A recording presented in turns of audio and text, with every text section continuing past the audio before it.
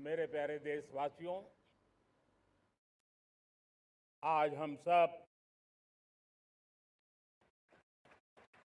80वां स्वतंत्रता दिवस मना रहे हैं।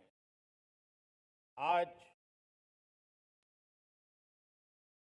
हर दिलों की धड़कन वंदे मातरम के नाद से गूंज रही। आज हर घर तिरंगा है, हर मन तिरंगा है और देश उत्साह और उमंग के साथ नए संकल्पों को लेकर के आज आगे बढ़ रहा है। आप सबको स्वतंत्रता दिवस की बहुत बहुत शुभकामनाएं।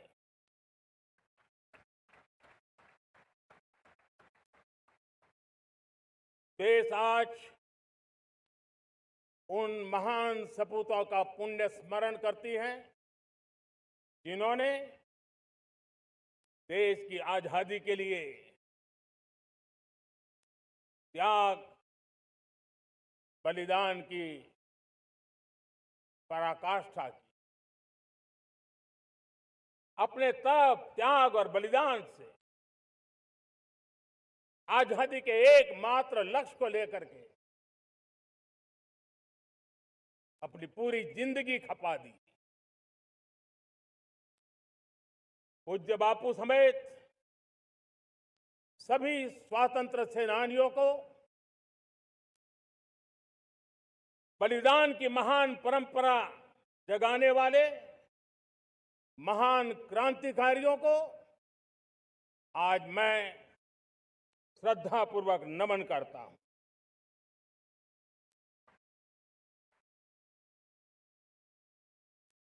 आज जो इस समारोह में उपस्थित है उन सब के लिए आज एक ऐतिहासिक पल भी है।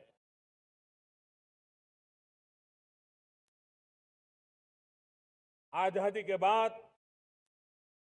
15 अगस्त को लाल किले पर पहली बार वंदे मातरम गूंज रहा है।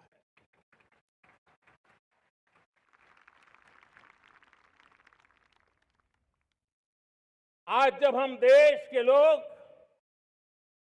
वंदे मातरम के 150 वर्ष मना रहे हैं तो इससे बड़ा उत्तम अवसर क्या हो सकता है।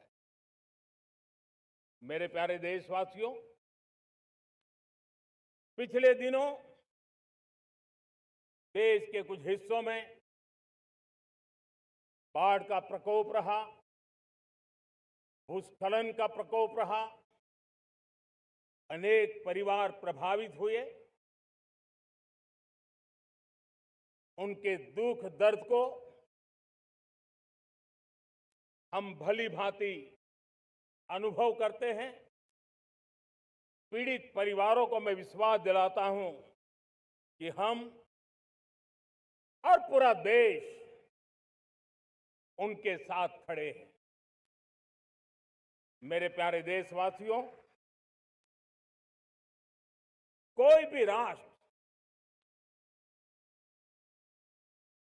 तब महान बनता है, तब अपनी सिद्धियों को प्राप्त करता है जब अपने सपनों, अपने संकल्पों और अपने सामर्थ्य के दम पर आगे बढ़ता है। मेरे देशवासियों, अब छोटे सपनों से चलने वाला नहीं। हमें बड़े सपने, क्योंकि बड़े सपने हमारी सोच को भी विस्तार देते हैं, हमारी सोच की क्षितिज को विस्तृत करते हैं। हमारे संकल्प दृढ़ होने चाहिए जब संकल्प दृढ़ होता है तो कठिनाइयों से, आपदाओं के बीच से रास्ते निकालने का सामर्थ्य अपने आप उभर करके आता है। और मेरे प्यारे देशवासियों, हमारे संकल्प भी ऊंचे होने चाहिए, क्योंकि जब सपने ऊंचे होते हैं, संकल्प ऊंचे होते हैं, तो हमारे सामर्थ्य की ऊंचाई भी बढ़ती है, हमारे प्रयासों की ऊंचाई भी बढ़ती है, और तब जाकर के हम सपनों को साकार कर सकते हैं। मेरे प्यारे देशवासियों, आज भारत ने भी एक बहुत बड़ा सपना देखा है, दृढ़ संकल्प के साथ देखा है, नई ऊंचाइयों को छूने के लिए देखा है।